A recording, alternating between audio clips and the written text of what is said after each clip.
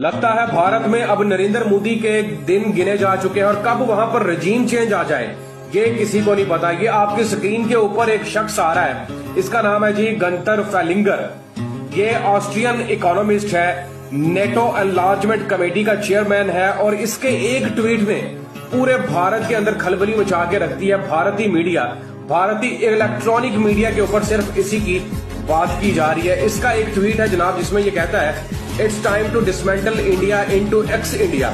India का वक्त आ चुका है कि उसको हिस्सों में तकसीम कर दिया जाए। और इसने फिर एक नक्शा जारी किया है जिसमें इंडिया को तकरीबन 20 हिस्सों में इसने तकसीम भी कर दिया है, जहां पर आसाम शामिल है, गुजरात शामिल है, उत्तर प्रदेश शामिल है और सबसे बढ़कर खालिस्तान का नक्शा जारी किया। और इसने कहा जी हम खालिस्तान तहरीक की सपोर्ट करते हैं और साथ में इसने ये भी कह दिया कि नरेंद्र मोदी रशियन मैन है, यानी कि ये रशिया का बंदा। अब आपको पता होगा ये बात कहां से चली है और इंडिया